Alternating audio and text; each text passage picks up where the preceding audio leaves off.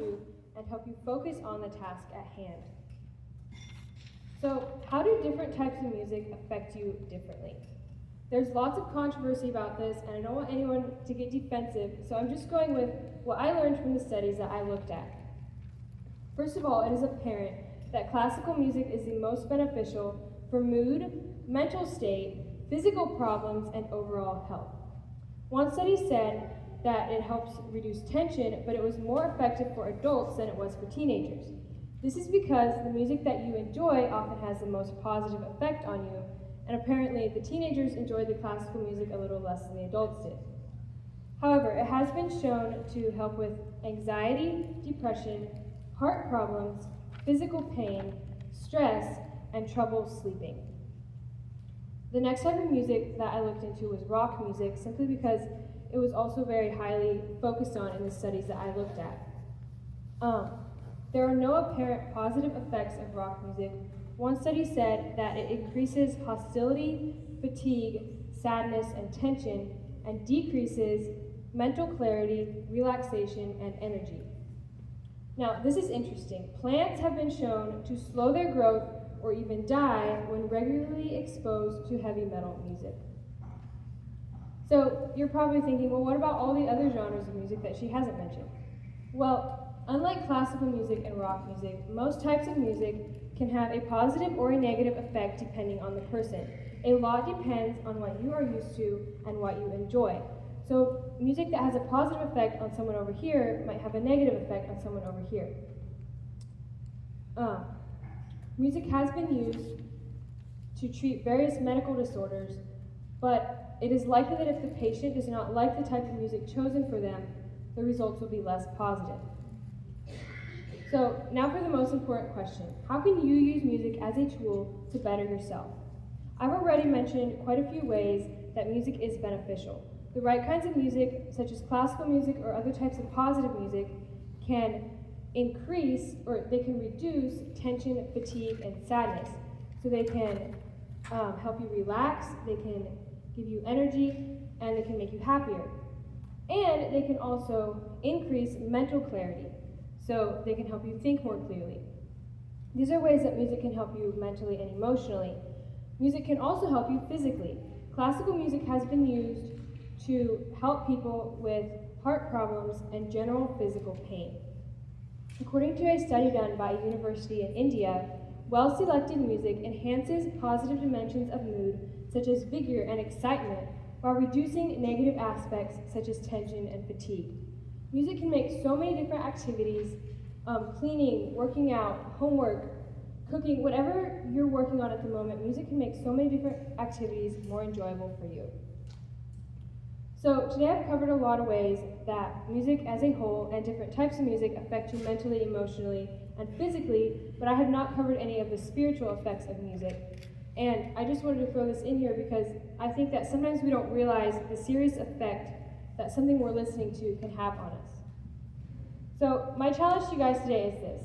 Be careful what you listen to, and most importantly, let music be a tool that can improve your life and make you a better and healthier person. Thank you.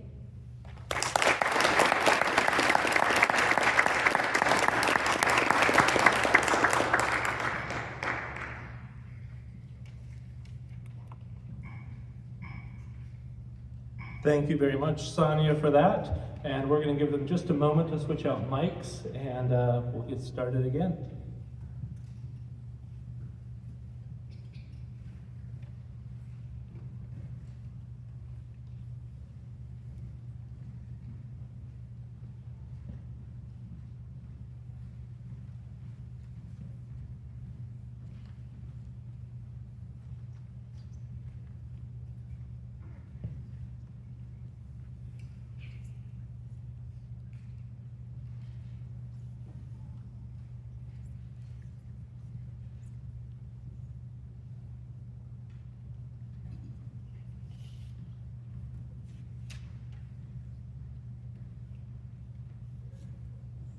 Please welcome to the stage, Rachel Martin. Failure, How Mistakes Create Growth.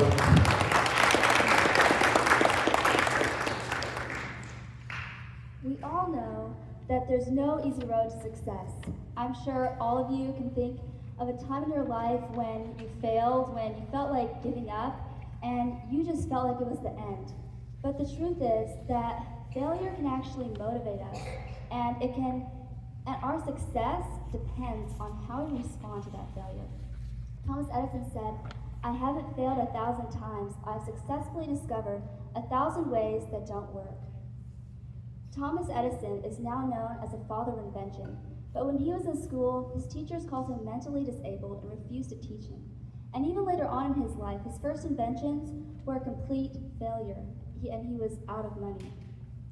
But Edison didn't take no for an answer, and he didn't give up. He kept on persevering, and because of his perseverance, we now have the light bulb. Some of us are afraid of failure. We're so afraid of failure that we don't want to take risks that can actually benefit us and help us grow. So as you can see here, if we keep pressing forward, our failures become our steps to success. So let's redefine failure. It's not a dead end, it's a motivator. And something people don't realize is that failure is objective. So what that means is that you are in charge of determining whether your mistakes are failures. You're the only person who can make that choice. And the difference between achieving people and average people is their response to failure. Most entrepreneurs never get their first business off the ground, or their second. But what makes them stand out is they keep on persevering and keep on trying.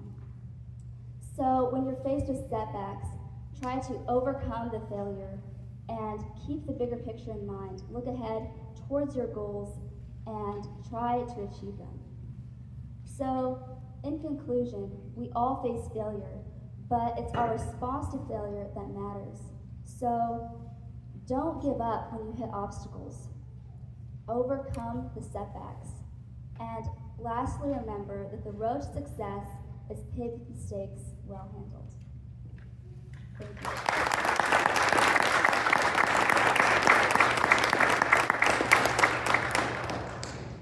Thank you very much, Rachel. And once again, we'll give them a moment.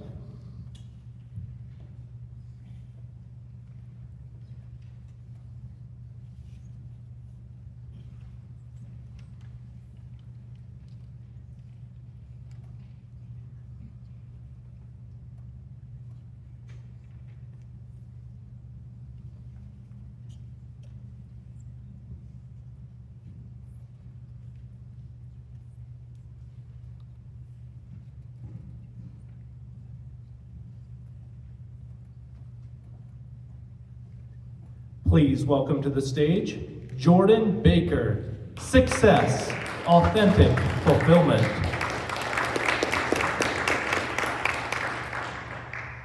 A hummingbird flaps its wings once in a 50th of a second. Nothing important could happen in that short amount of time, right? Well, what if I told you that in 100th of a second, which is twice as fast as a hummingbird can flap its wings, was the difference between first and second place in the Olympics. In 2008, at the Beijing Games, Michael Phelps won the 100-meter swim by 100th of a second.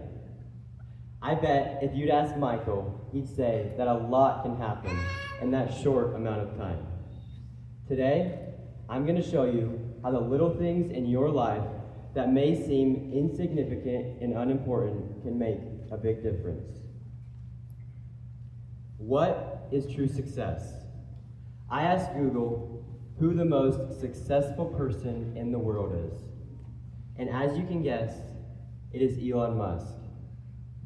And if you go by the world's definition of success, it's true. He owns Tesla and SpaceX and has billions of dollars. He could buy anything that you could ever dream of. So, by the world's definition of success, he's successful. But is he really fulfilled? He keeps trying to start new businesses and keeps striving to make more and more money. The world defines success by money and power. But I'm here to argue that true success comes from doing the little things in life. These little things are easily overlooked, but are very important. In Malcolm Gladwell's book, The Tipping Point, he tells a story about New York in the 1980s. And New York at this time was very run down and crime was running rampant. So they put David Gunn and William Bratton in charge of cleaning up the city. They used the broken window theory to help them clean up the city. This theory states that if we overlook small things like graffiti on walls or broken windows in buildings or small insignificant crimes that go unpunished, this will cause people to commit bigger and bigger crimes. Their tactics worked, and in a few years, the city's crime rates were way down.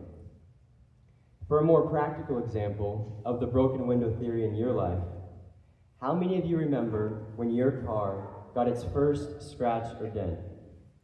You probably cared a lot about that little impurity on your car. And if you didn't fix it, then the next time your car got scratched or dented, it didn't matter quite as much to you. Until eventually, when your car gets a new scratch or dent, you hardly even notice it anymore. The broken window theory is a great example of how when we overlook the little things in life, it can lead to big changes that we don't expect or want. These little things can look different for everyone, depending on your God-given talents. But for me, it can be something as simple as remembering someone's name when you meet them, or helping someone in need, or it could be being a dependable person that others can count on. And I believe that the most important one for us as Christians is using the Bible to guide every area of our lives. In the parable of the talents, where Jesus says that he who is faithful in the small things will be faithful in the big things. We shouldn't care about what others say about success, but instead what the Bible says. In conclusion, the world defines success by money and power, but those things do not bring true fulfillment and happiness.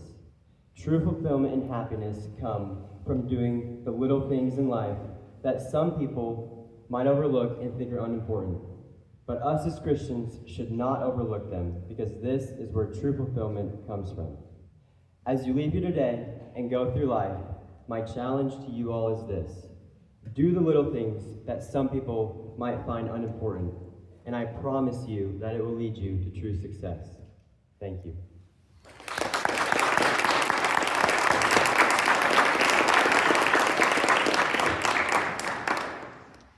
Thank you, Jordan.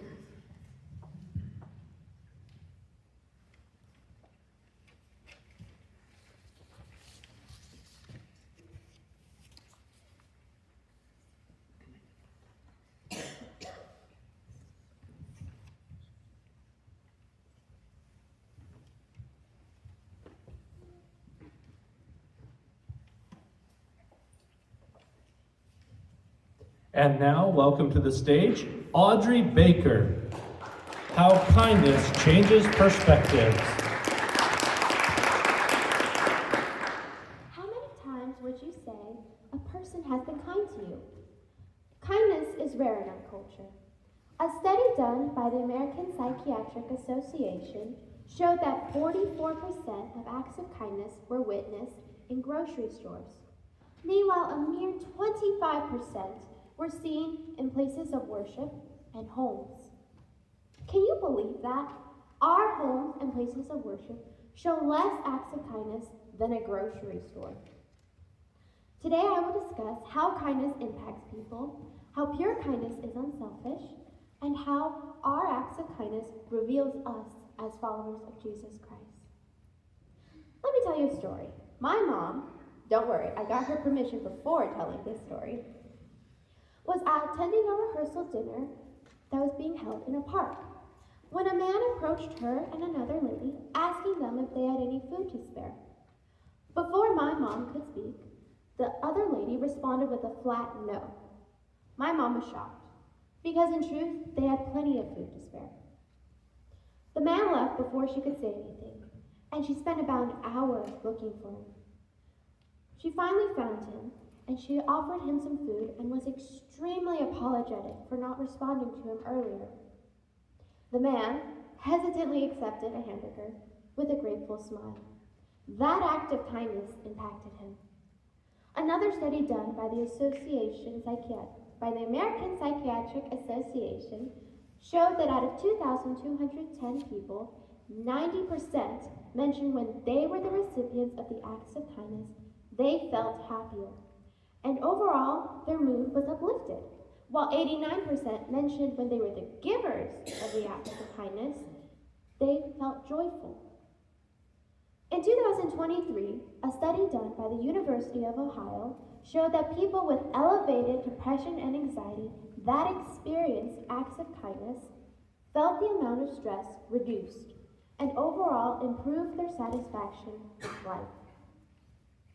APA President Petros said, when we are sad or stressed, doing something for others, no matter how small, boosts our mood.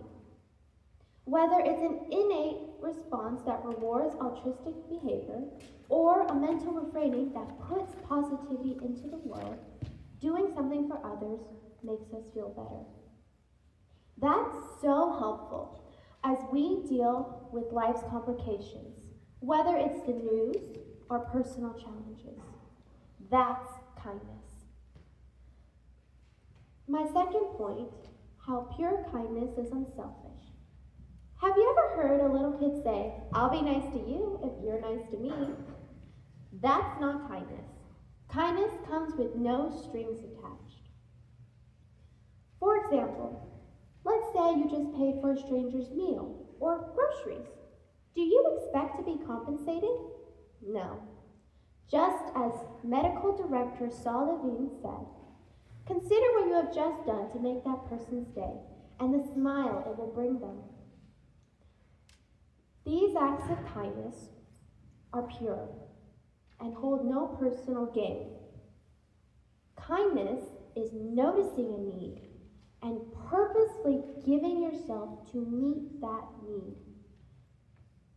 Pure kindness holds no obligation. It only requires an open heart. Philippians 2:3-4. Do nothing from selfish ambition or conceit, but in humility count others more significant than yourselves. Let each one of you look not to his own interest, but to the interest of others. My third point is how our acts of kindness reveals us as followers of Jesus Christ. I think we can all agree that generally the world as it is doesn't have a positive view on Christians. And perhaps that's to be expected. After all, John 15:19, Jesus said, "As it is, you do not belong to the world, but I have chosen you out of the world. That is why the world hates you." The world will hate us no matter what, because we belong to God. The world views humanity as a lost cause, but God knows it isn't. Our goal is to be different from the world, and what better way to set us apart than showing kindness? Matthew 25:34-36. Then the king said to those on his right, "Come, you who are blessed by my Father. Inherit the kingdom prepared for you from the foundation of the world. For I was hungry, and you gave me food. I was thirsty, and you gave me drink. I was a stranger, and you welcomed me. I was naked, and you clothed me. I was sick, and you visited me. I was in prison, and you came to me." Everything we do unto others, we ultimately do unto God. Kindness is our example we set as followers of Jesus Christ. Kindness changes people's perspective, giving them hope and value. You might not be able to see the value of your kindness, but whether you believe it's important or not, just remember,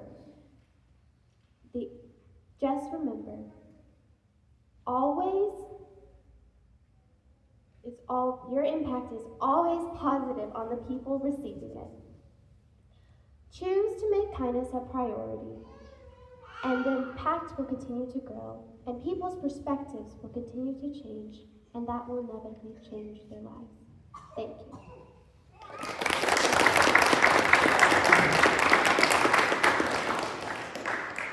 Thank you, Audrey.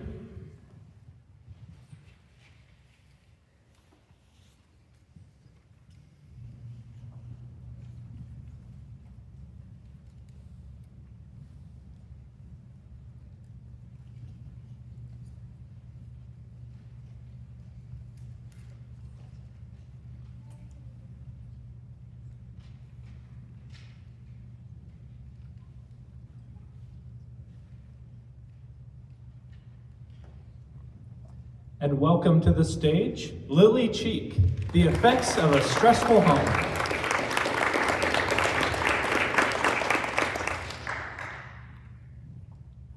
Have you ever woken up to your parents fighting? The sound of screaming rattles your eardrums. Then you hear the door slam. Your father is left, leaving your mother helpless in the kitchen. You inch your way down the stairs, scared and hungry. You try to turn on the light, but the power bill wasn't paid. Then you pipe up to ask your mother for food, but before you can even get the question out, she tells you to go back to your room.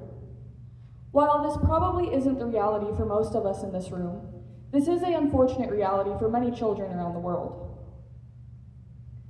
When we think of a stressful household, we tend to think of possible substance abuse, adults fighting, diapers not being changed, children not eating properly or not eating enough at all. But there is much more psychologically that goes into how children in these types of environments grow up thinking and feeling.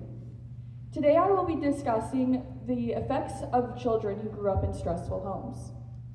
The American Society for the Positive Care of Children states that 3.98% of children in the United States are psychologically abused. In the first 2 years of life, a substantial amount of permanent emotional development takes place, such as the ability to bond with people and knowing who your safe people are. When children are raised in households where there is abuse or neglect, this prohibits them from developing that emotional bond attachment. This in turn makes it to where they don't understand their own emotions growing up. When a child lacks nurture, it leads to permanent mental health struggles down the line. Children who are raised in stressful households tend to have stress disorders and mental health disorders much earlier in life than those who were raised in supportive households. Children who are raised in stressful households also tend to have trouble, also block out unwanted stimuli, which in turn makes it hard for them to focus in school and in social groups with friends. Having an unstable childhood also affects all future relationships that they may have, either that being friendship or romantic. And people who are in unstable households also tend to have unhealthy attachment styles. The two most common are avoidant and anxious. Avoidant is when a person is so worried that someone that they care about is going to leave their life that they push them away and self-sabotage the relationship, even when they really don't want to. And anxious is when someone is more common in people who were abandoned as children, and this is when they need a constant reassurance and attention from the other person that they care about that they will not leave their life.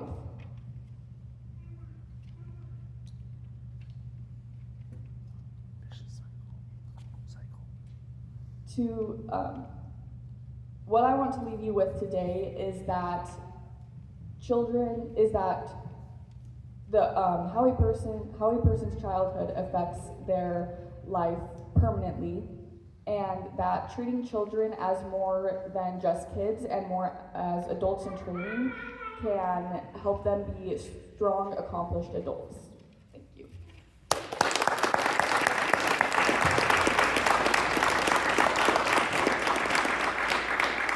Thank you, Lilly.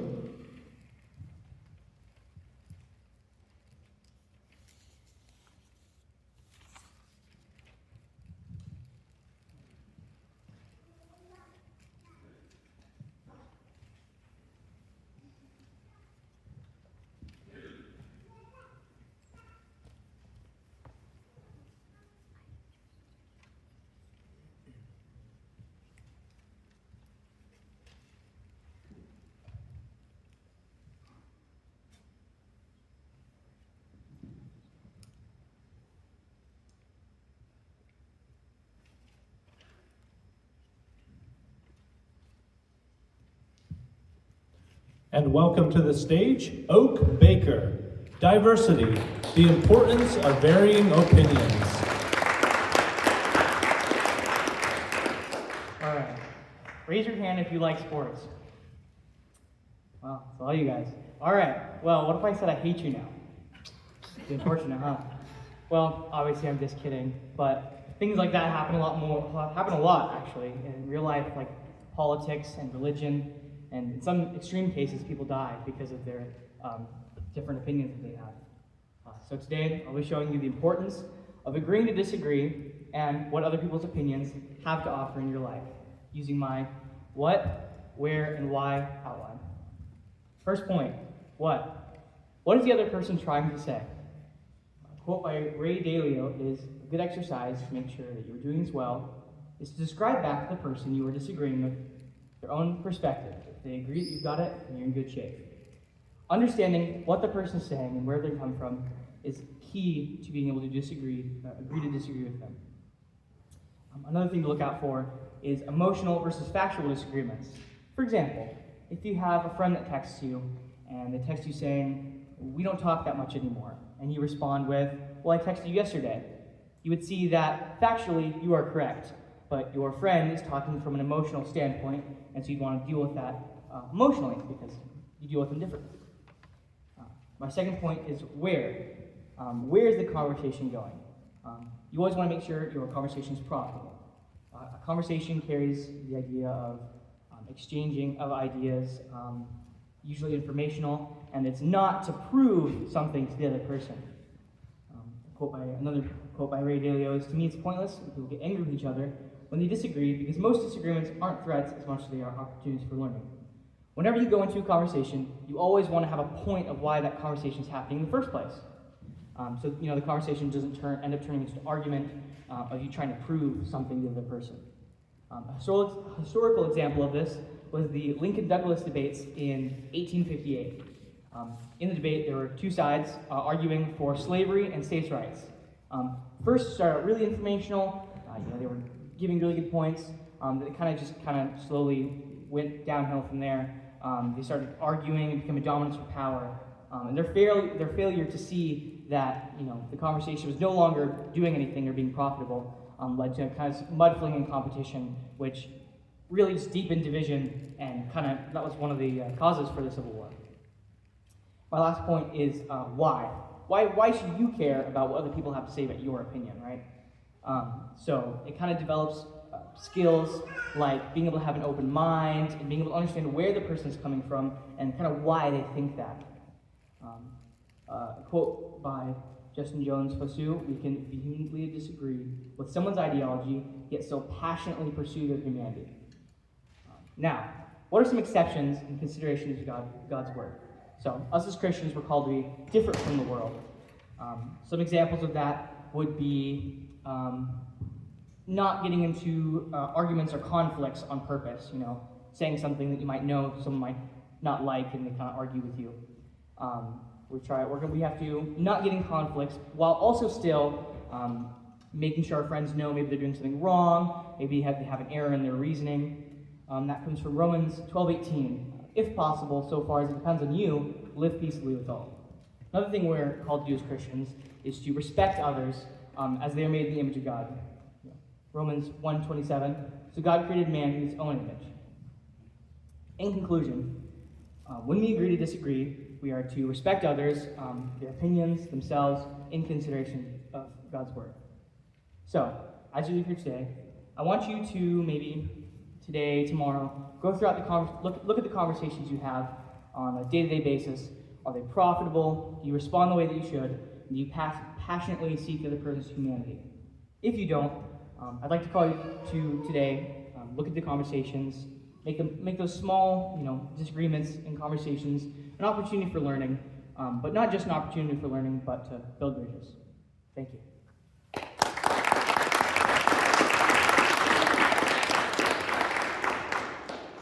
Thank you, Oak.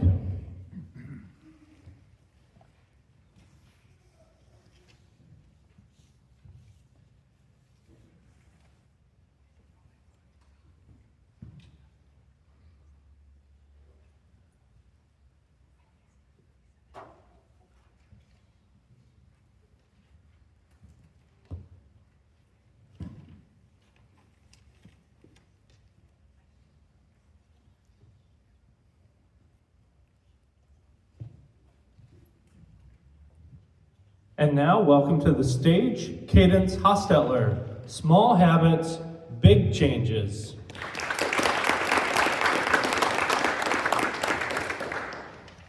Think about the first few things you did this morning when you woke up.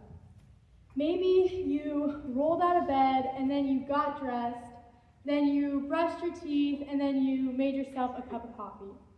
I don't know exactly what your morning routine looked like, but whatever you typically do when you first wake up, you do it without thinking very much about it or planning for it. You just do it because it's part of your routine. Well, those are all habits, and we perform so many habits throughout the day that we don't think about. And what we often forget is how important and impactful our habits can be. So today, I would like to talk to you about what habits really mean, how we can form and break habits, and how understanding our habits can change us. So what are habits? Habits are the things that we do semi-mechanically, behavior that has been repeated enough times to become easy and normal. Our habits are at the root of how we act just as much as reason and memory. Our brains are constantly trying to conserve energy, and that's how habits are formed. And our brains are actually kind of shut down without habit loops, because if we had to consciously make every single decision that we typically do out of habit, our brains would be so full and so busy trying to do that, and so habits actually help our brains to function better. Another interesting fact that I found when I was researching is that our habits are encoded into our brain.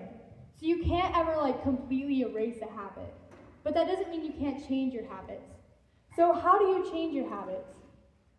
Well, to change a habit, you need to create an intentional plan for change, and you need to believe that change is possible. People all have different things that are important to them, different priorities, and so there's not really a set way for this is how you change a habit. But one method that I found is called habit stacking. Habit stacking is pairing a new habit with an existing habit. So let's say that you would like to create a habit of reading more. You would find a habit that you do throughout your day, let's say you always eat lunch at 12:30. Habit stacking would be saying, so after I eat lunch, I'm going to read now for, let's say, 10 minutes.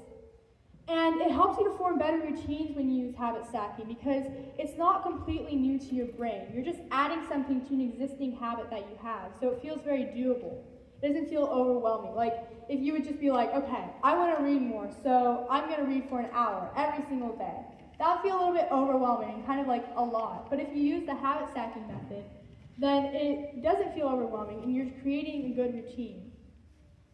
So there's a typical cycle that happens each time we perform a habit, and that's called the habit loop. So there's three different parts of the habit loop. You have the reminder, the routine, and the reward. So first, the reminder. The reminder is kind of like a trigger or a cue. What makes your brain recognize that action and say, oh, I know how to do this. I'm going to perform this habit. And it can be anything. Maybe it's a certain time of the day, or maybe it's certain things that other people do. But whatever makes your brain recognize that and say it knows how to do that, that's the reminder. And then you have the routine. The routine is the habit itself. And then lastly, the reward. What makes you keep coming back and performing this habit again? Do you get a feeling of satisfaction from doing this habit? Why do you keep performing this habit? So if we understand the habit loop, then I think that can help us form new habits or break old habits because we can kind of dissect our habits and be okay, why am I doing this? Can I change my cue? Can I change the reward? And then that can help you to form better habits. So I think that the habit loop can actually be really beneficial to helping us create better habits. Long-term change happens when we are intentional with our habits. There was a study done by Duke University, and it found that more than 40% of the actions that people perform throughout the day weren't actual decisions, but habits. 40%, that's almost half of what you do every day, you do out of habit. So we need to be so intentional with our habits. But that doesn't have to be overwhelming. You can start small. Forming one good habit can lead to many more small changes, improving 1% every day. So, for example, let's say that you invest $50 every month for 25 years. So $50 isn't a ton of money. That's a very doable amount. Well, at the end of 25 years, you will have invested $15,000, and that's just straight cash that you put in.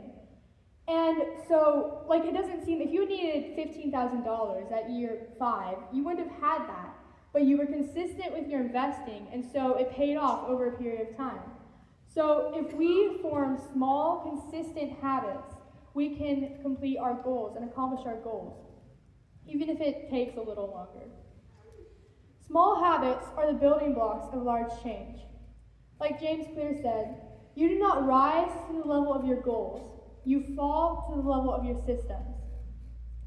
So in closing, understanding our habits and being able to form good, sustainable habits can impact our life in so many ways and can create long-term positive change.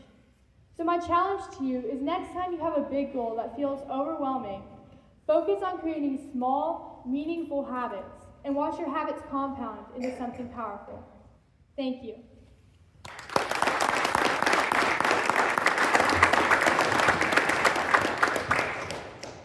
Thank you, Cadence.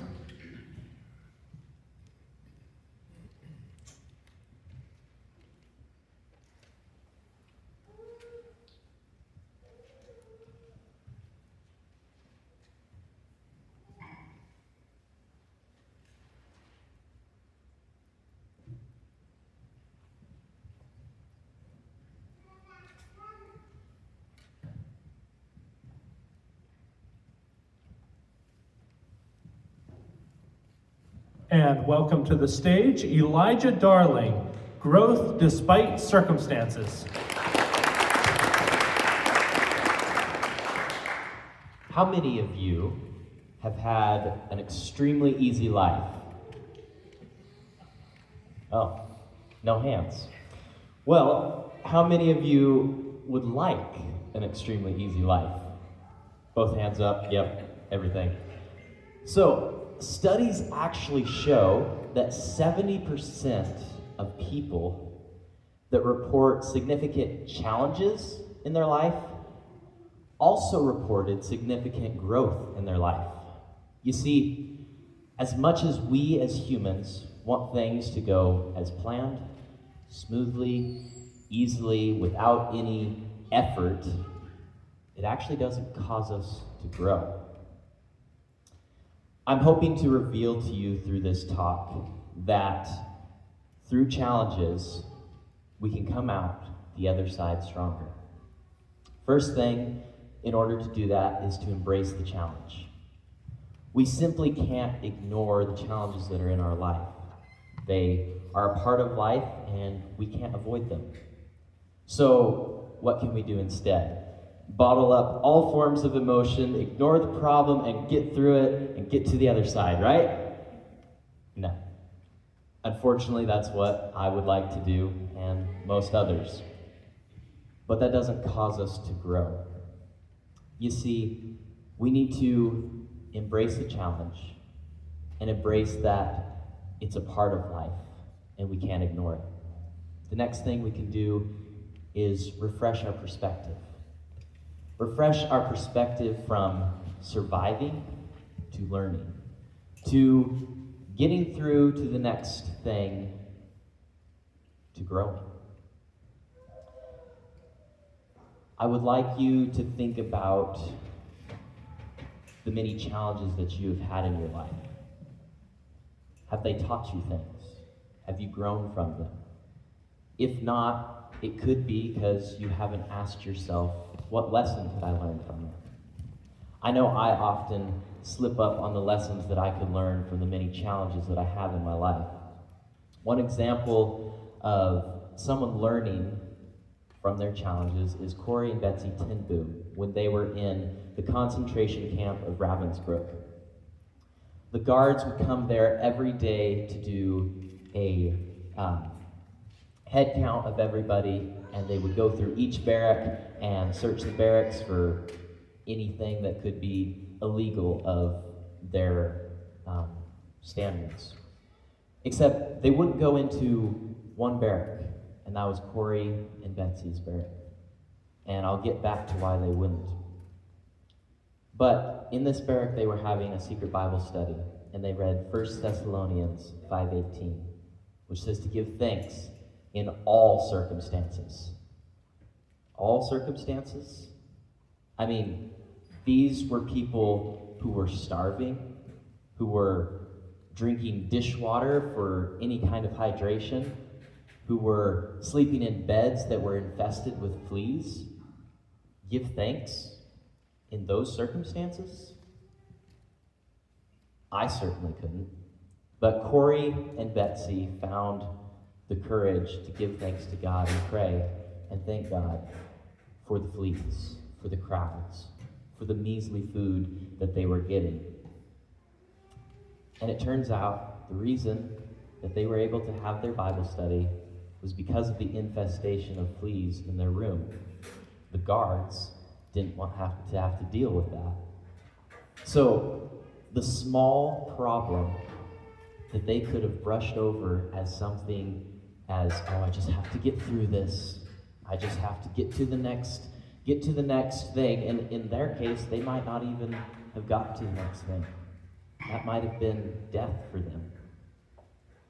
But it was able to teach them a lesson that all things have a purpose. It might be different for me, it might be different for you, but I believe that every challenge we go through can teach us a lesson. We simply have to embrace it, refresh our perspective, and ask, what lesson is God trying to teach us? So my challenge to you today is the next challenge you come to in your life, which could be anything, is to use it as an opportunity for growth, not just something you want to get over with. Thank you.